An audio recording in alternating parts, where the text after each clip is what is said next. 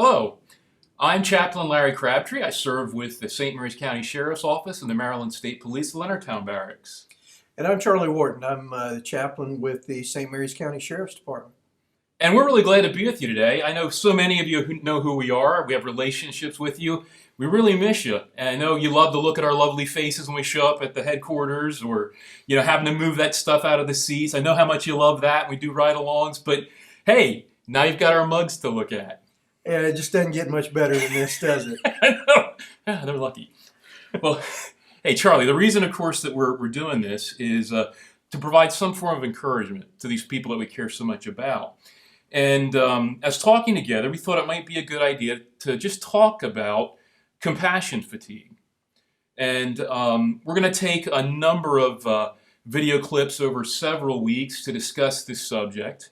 But right now, today, if we're going to talk about compassion fatigue, we have to know what that is. So what do we mean when we're talking about compassion fatigue?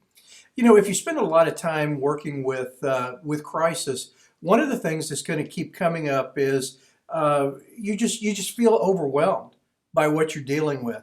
And this can come from years and years of exposure to it, or it can come from a series of very, very serious events that come one after another.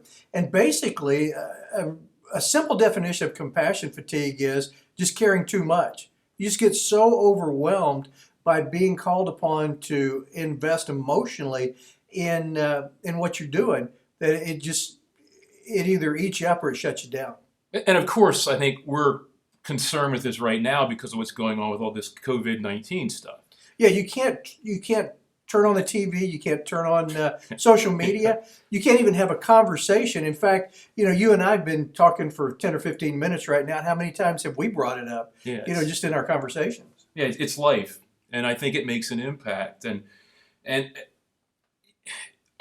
what is the impact really on law enforcement officers, on first responders? I mean, is it really that significant?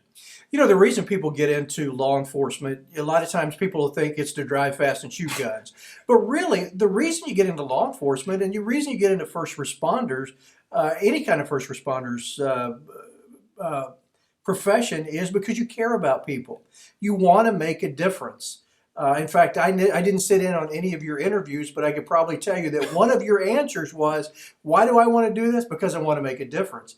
And what happens is we translate that into our everyday experience, and eventually our buckets just get so full of caring about people that we don't know what to do with it. So this is something that can happen, this compassion fatigue. Even if there wasn't this COVID-19 pressure, that still can impact people in this kind of profession. It really does. And we see it from social services perspective. We see it from first responders. We see it from ministry. Ministers are some of the worst about having to deal with this. And so this is something that we deal with on a routine basis, sometimes better than other times. Yeah.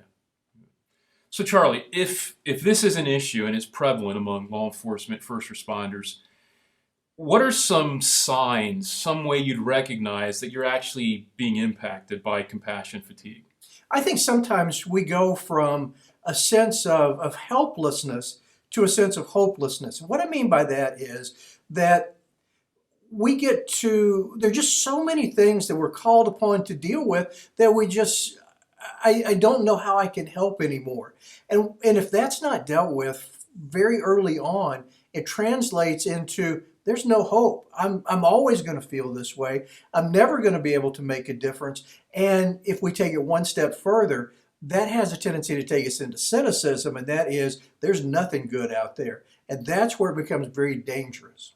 So I think it's a good topic to discuss, and I'm looking forward to some more information that we're going to be talking about. In some of our next segments, we're going to deal specifically with the ways that we can deal with compassion fatigue, how we prevent it or how we overcome it if it's beginning to impact us. So looking forward to what we're going to be talking about there. But in the meantime, we care about you, and we'll simply say be strong And be safe.